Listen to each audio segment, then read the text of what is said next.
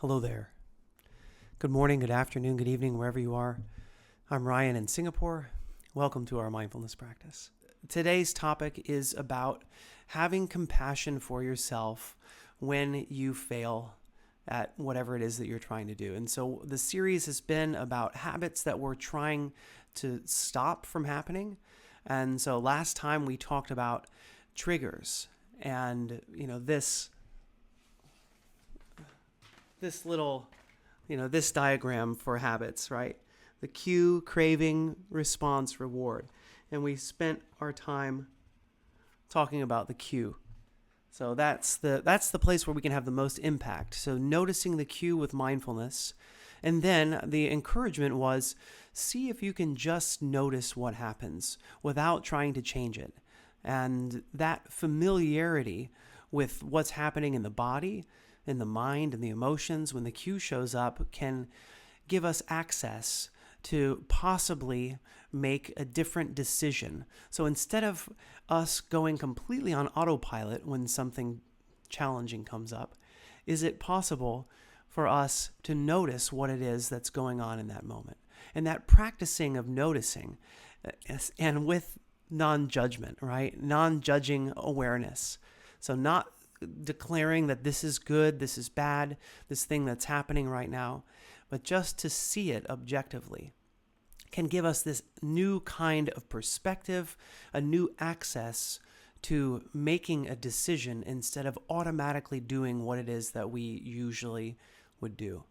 And so what the hard part of this can be sometimes is that when we choose to do the thing that we've always done, even after we've noticed. Sometimes that even feels like a bigger failure than just letting it happen on autopilot, right? I noticed it, I felt the feeling that was there, and then I went ahead and I did the thing that I didn't want to do anyway. And so that can feel really bad.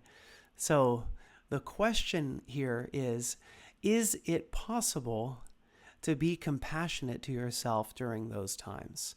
So first, and I guess the reason that self-compassion is helpful here is because we may judge ourselves, right? As much as we want to be non-judgmental, we may still judge ourselves.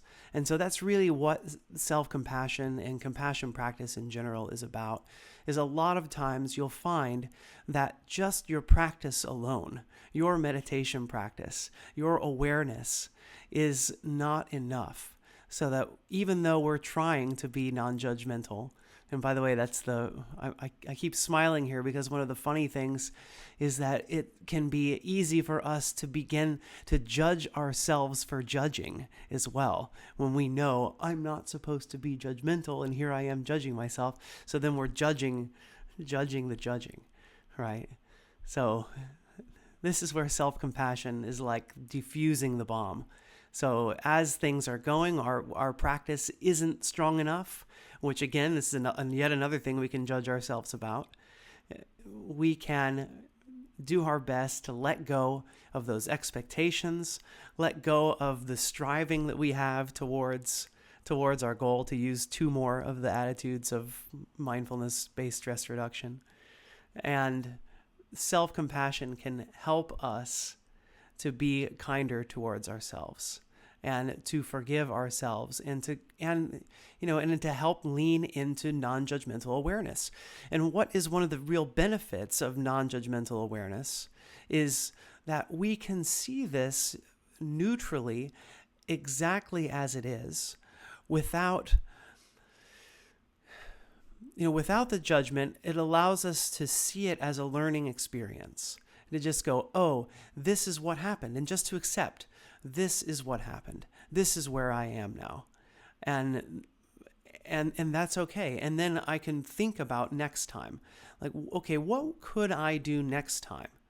And so that non-judging and compassion is so key to is so key to being able to access this, because otherwise things like shame, things like guilt will cause us to want to cloud what it is that's happened so that we can't see it clearly. because the guilt and the shame are too much for us to bear. So that's really what this is about. Jean says, I try to take the word fail out of my vocabulary and said I didn't get the result that I wanted. And that's a great way to frame it as well. So how does that word make you feel? Failure, setback, didn't get the result that I wanted. So, it does make a difference. Words that we use do make a difference. So do pay attention to the words that you use to talk to yourself in your inner monologue, because this is, this also is key to being compassionate towards ourselves. And one of the reasons why we do self-compassion practice, so that we can start to practice altering the way that this internal voice talks to ourselves. So instead of you failed, you'll never be good at this, we can substitute, I didn't get the result that I wanted this time, and I know what I can do. I have some idea of what I can do next time when this situation arises. And that can be the way to engage more helpfully with the situation. So one thing that we remember is that everybody, just like for self-compassion, as we go through the 3 steps of self-compassion, I'll just write them here again. I think I write them every time I talk about self-compassion, is mindfulness, common humanity, and offer kindness. So something else that we can note as we look at the common humanity piece is that remember that everybody slips. Everybody has difficulties. Long-term meditators have their slips, athletes, even people with strong habits. And the all or nothing mindset that we talked about a few sessions ago says, I slipped, so I failed. Whereas the mindful mindset says, I slipped. Can I learn? Can I reset? Can I try again? And so without compassion, we spiral into guilt. We want to give up.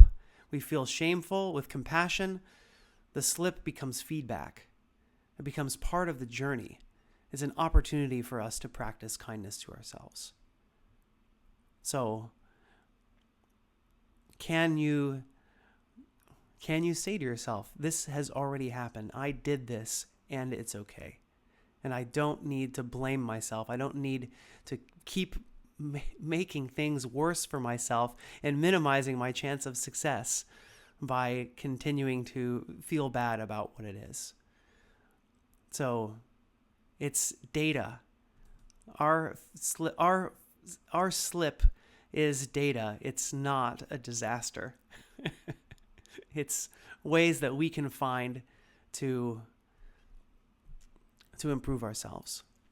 So here's just a couple examples, and then we'll go ahead and get into our practice for today, which will be a self-compassion practice. So one example is you're hoping to get to bed on time. So kind of we'll link back to those 5 pillars of mental well-being. So you're hoping to get to bed on time, but you end up scrolling mindlessly for an hour or so before bed. And instead of saying to yourself, I'm hopeless, you can say to yourself, and I think this is really valuable, this shows how strong the habit is. Next time I'll notice the trigger earlier. So next time you snap at someone important, a loved one in your family, instead of saying, I'm terrible, you can replace it with, that was a tough moment. I'll practice pausing next time. So slipping is not failing, it's learning. Every slip is a reminder for compassion and not criticism. Compassion turns a slip into a step forward. And just like in our meditation practice, it doesn't matter how many times we slip. What does matter and what does cause true change is how many times we come back. So, welcome once again, everybody. Let's go ahead and get into our meditation practice. So, get comfortable.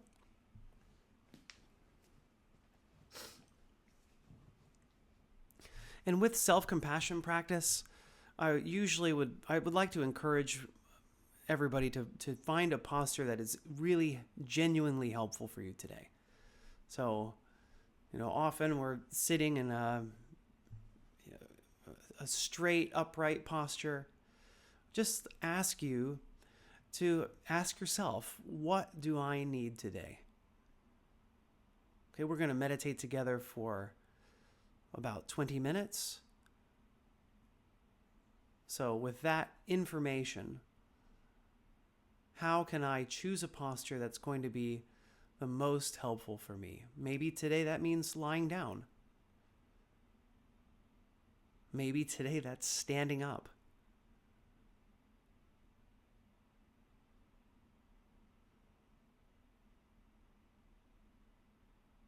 And so this really is the very first step of self-compassion, finding out what it is that I need, what it is that's going to be helpful for me.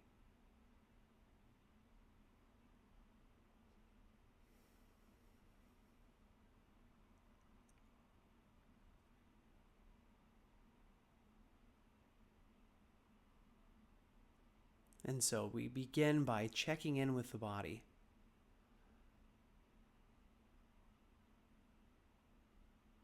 So feeling the head and the face.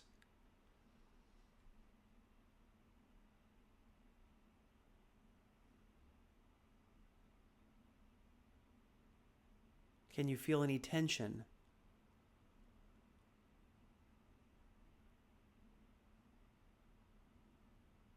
So sometimes through the awareness of the tension that we're experiencing,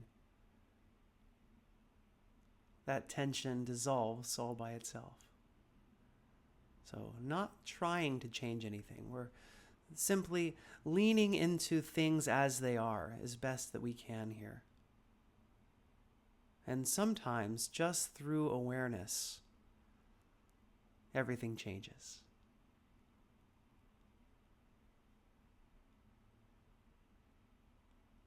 So now noticing the neck and shoulders. And as I do, I find myself naturally just kind of wanting to move my head back and forth, side to side, up and down, rolling my shoulders a few times. It's kind of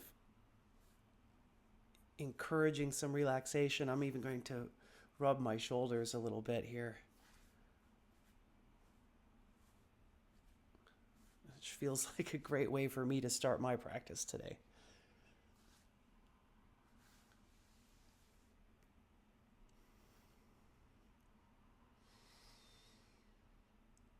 Noticing the back. Any tension in the upper back or the lower back. And we're not just scanning for tension. What else do we feel here? I can feel my skin in contact with my t-shirt.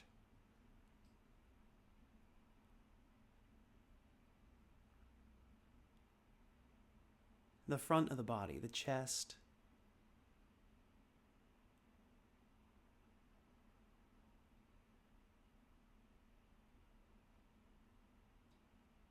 Can you feel the chest rising and falling as you breathe?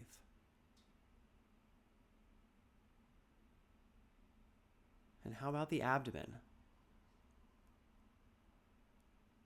Can you feel the abdomen inflating and deflating with the breath?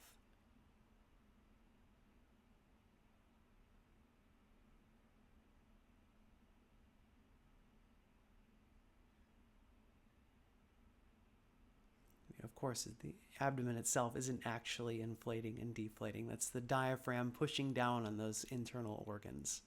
It's causing them to move outwards. And then as we breathe out, there's more space in the body.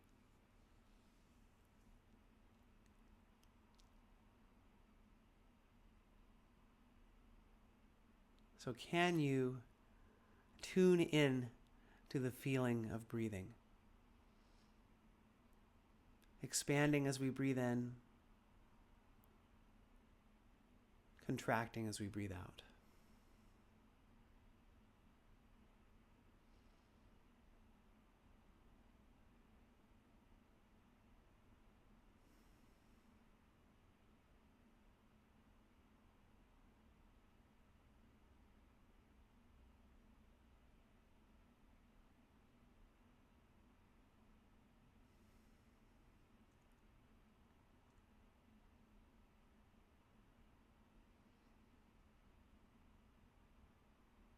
And do your best to stay focused on this feeling of breathing. And if your mind wanders, that's okay. Even though we're intending to keep our minds focused on the feeling of breathing, monitoring it, observing it. Sometimes we slip and our attention wanders away. Just know that it isn't the slip that's important. It's the bringing the attention back. So never mind that the mind doesn't stay focused on the breath the whole time. Just notice what it's like. Notice what it feels like when you notice that your mind has wandered. And see if you can let go, reset as you reorient your attention back to the breath. And this really is where we strengthen the muscle of attention every time we come back. It's like a little dumbbell curl for the mind. It makes the mind just a little bit stronger.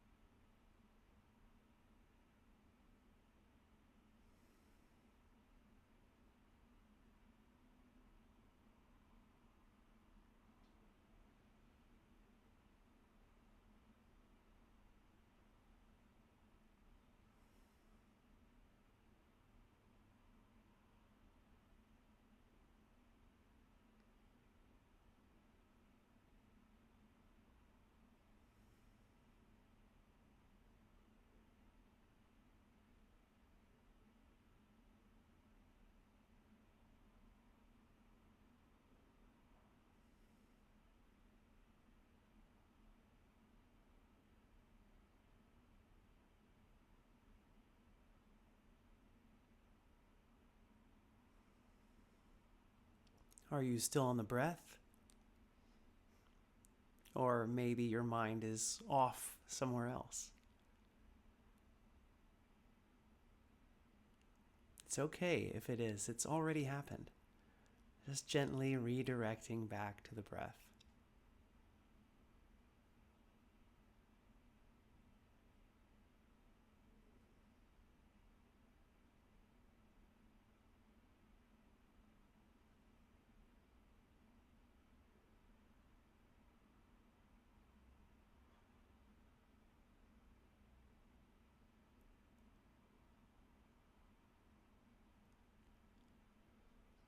And when you're ready,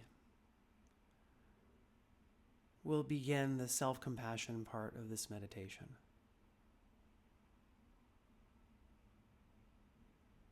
So, is it possible to turn toward myself with unconditional love? So I don't have to be worthy. I don't have to feel worthy. I don't have to feel deserving. It is possible for me to love myself right now exactly as I am.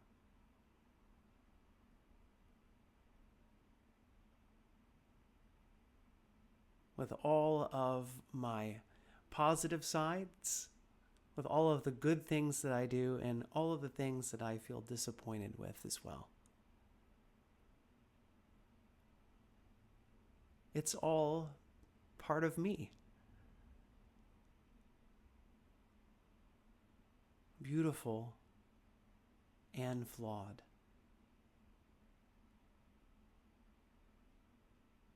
So is it possible to open my arms to myself, figuratively or perhaps even literally? One thing that can be helpful as we practice self-compassion is to place your right hand across your chest and your left hand on your belly. And see if you can bring your elbows in to the sides of your body as well, so that you can really feel your arms in contact with your torso, your hands,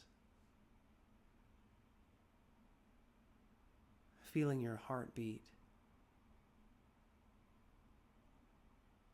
feeling your abdomen rising and falling with the breath.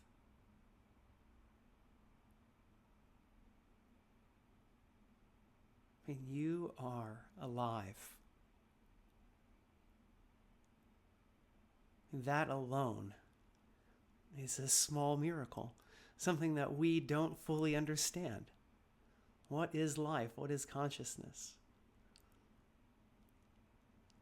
These are questions that don't need answering, but just can help to prime our self-compassion as we ponder the beauty and the mystery of being alive.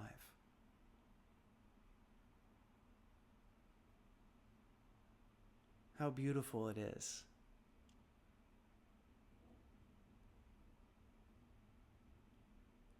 And maybe you don't share that feeling.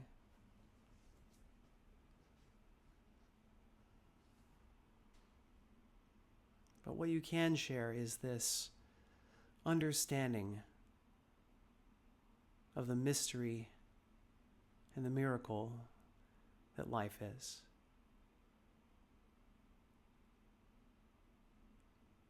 And so maybe life in all of its complexity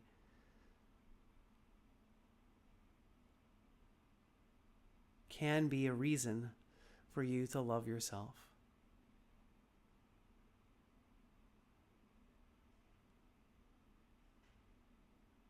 I am this way. This is me. And I can love myself exactly as I am.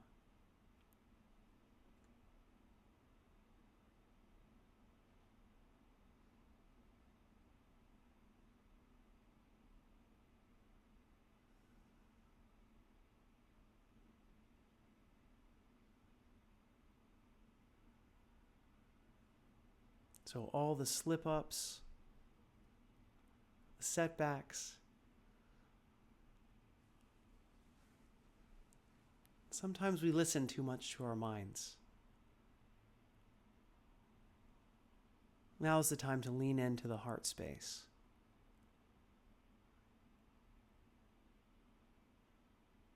What would it be like to love myself unconditionally?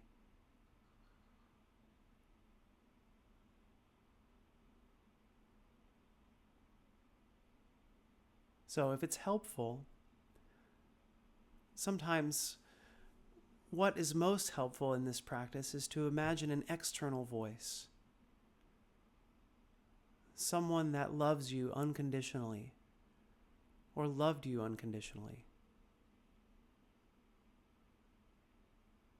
And if you can't think of anyone like that, could you imagine what it's like to be loved unconditionally by another?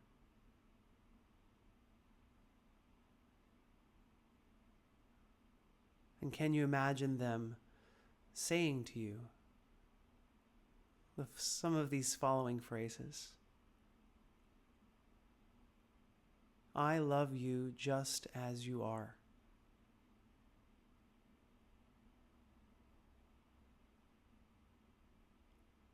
You don't need to be better or different in any way, or you don't need to be worthy of my love. You are loved just as you are.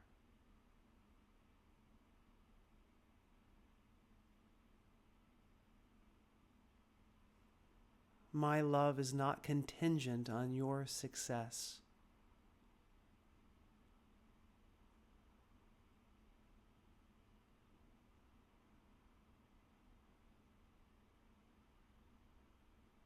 I love you fully, with all of your successes and all of your setbacks. You don't need to be any different from how you are right now.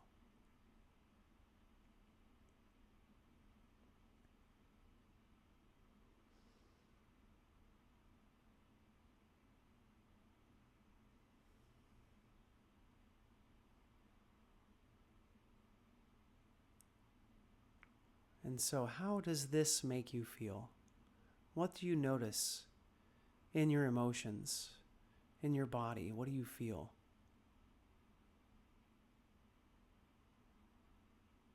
So, is it possible to bring that external voice inside so that now you are both the one who's saying these phrases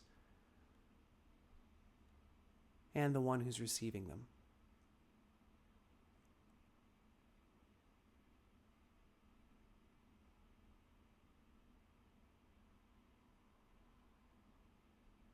I can love myself exactly as I am.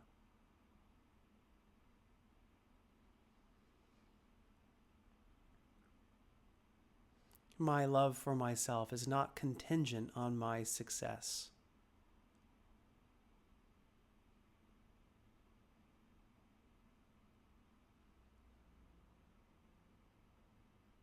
I don't need to feel worthy or deserving to be able to love myself as I am.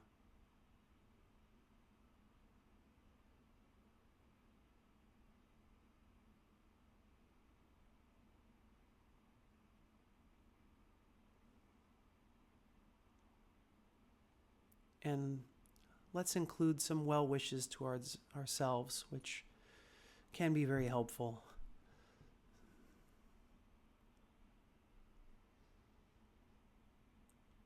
May I be happy and contented.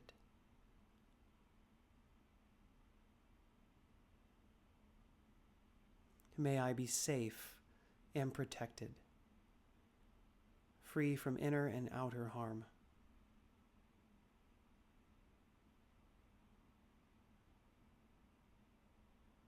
May I be healthy and whole to whatever degree possible.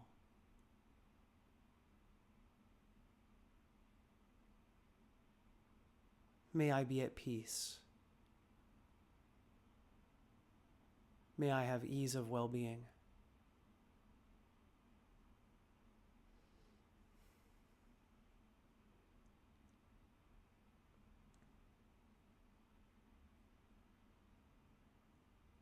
May I have the courage to get back up after I stumble from a perceived setback.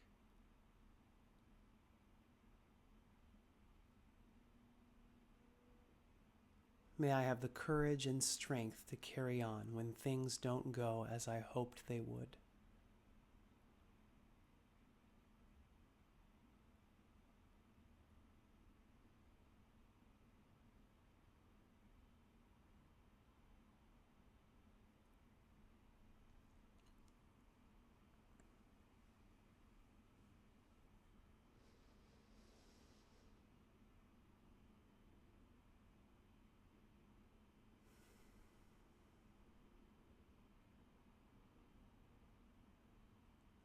May I be happy and contented. May I be safe and protected. May I be healthy and whole.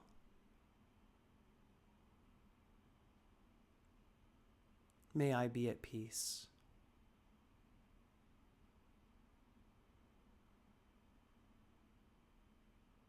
May I have the courage to love myself, even when I do something that I didn't want to do.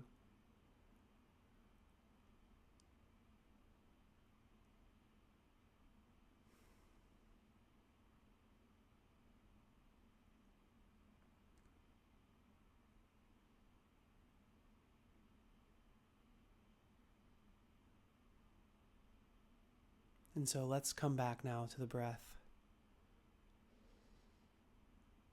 Return your attention fully to the physical sensation of breathing.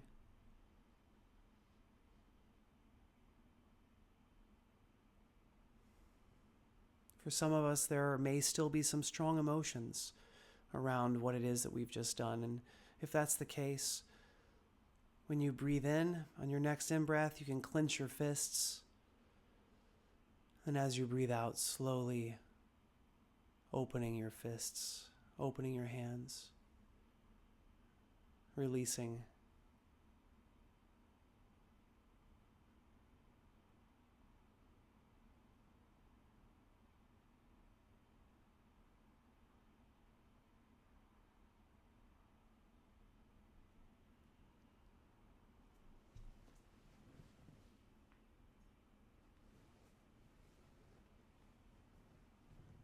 So now as we draw this practice to its natural close, I'm going to ring the bell 3 times. After the sound of the bell subsides, feel free to start to move around, stretch out, open your eyes, find a way to comfortably transition out of our period of meditation and into the period of the rest of our lives.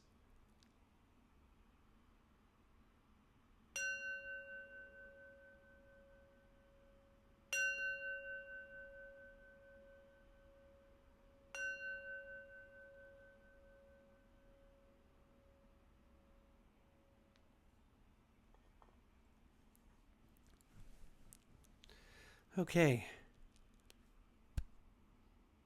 Thanks, everybody. Thank you for being here with me today. Thanks for practicing with me. And how'd it go? What difficult habit are you working on? Feel free to share with anything, how the meditation went, what's going on with you. Are there any difficulties that you're seeing, setbacks, and you're having difficulty bouncing back from those? Just let me know in the chat, and let everybody know, not just me.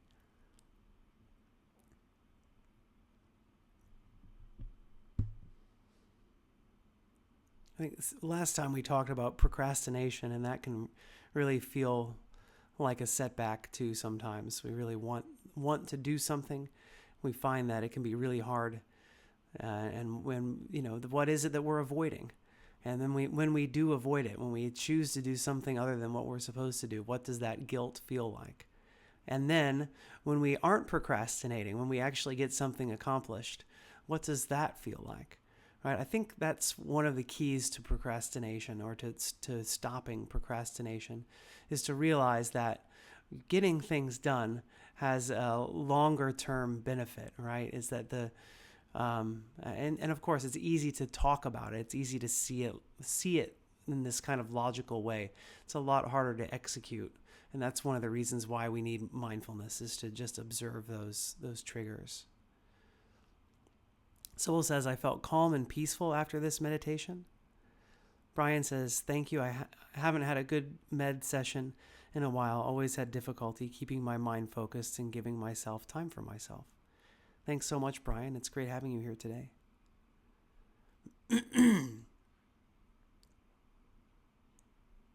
Sybil says, I've been hooked hooked by YouTube. I decided that I had to delete the app, which I have now, and I'm happier. Thanks, Sybil. Yeah, it's really funny how that. That it's just that's what those things are designed to do, right? I've certainly had my times in my life where wow, look at all these recommended videos. I'm so interested to see all of these. So that's an easy one to get hooked into. Oh, and sorry, Sybil. I hope that it looks like that just got. You just said that that word caused your post to get deleted. So I hope everything's okay with your Insight Timer.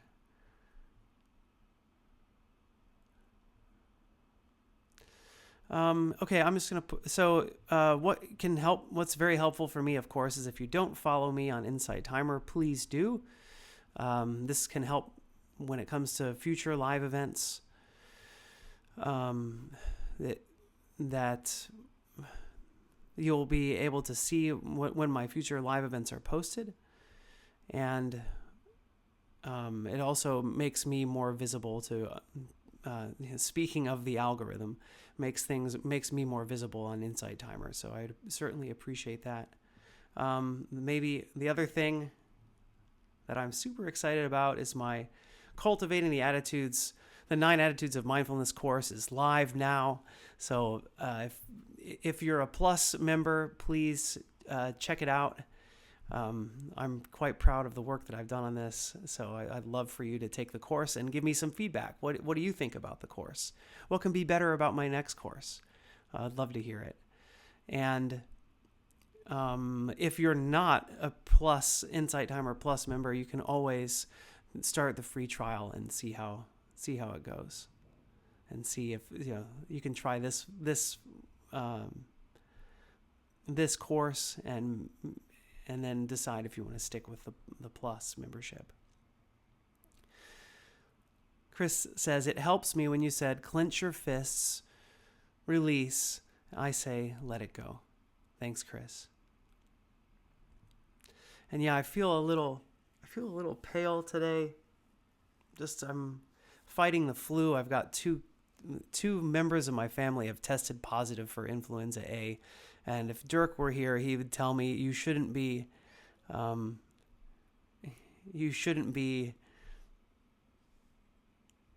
here, right? He'd be like, you should be sleeping. You should be taking it easy. But I think I'm just a little too excited to talk about my course today. So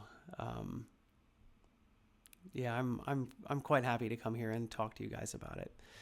We are continuing our series on habits and stopping difficult habits.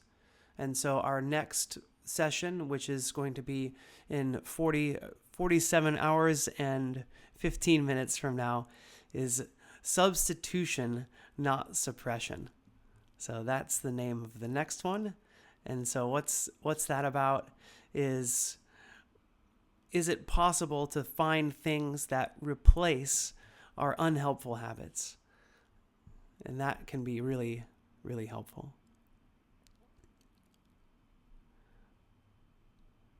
Thanks, Chris. Yes, I'll be on as usual on Thursday. I'm pretty sure I'm on the, my body. I don't think I've got a fever. I think my body successfully fought influenza A. So, it's another good reason to meditate, is it does tend to help the immune system to get a bit stronger. Thanks, Rachel. Oh yeah, and the autumnal equinox is today. All right. Yeah, and so I guess I wanted, let's see, Violet, I'd love to promote some of your, one of your live events since you're here, but I think that's kind of hard to set up midstream like this. So if you I think you can scroll up, or Violet, just write one more thing in the chat, and then that way people here that haven't followed you on Insight Timer can click on your profile and and follow you and watch your live events. Ask your guides, which is really a great way to connect with your teachers, to hear your teachers talk about maybe topics that they don't usually talk about.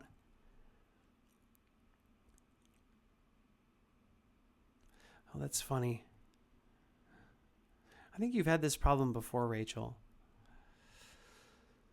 Okay, anyway, it is time for me to go. Thanks again, everybody, and I hope to see you again next time. So let's close practice as we do with some well wishes to ourselves and well wishes to everybody that's here. So follow along if you like.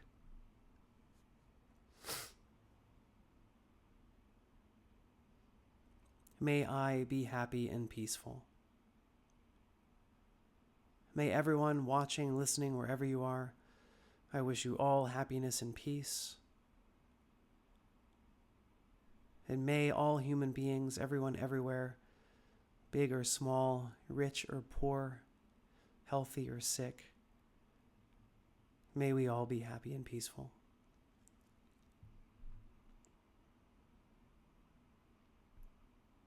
Thanks again, everybody. See you again soon. Bye-bye.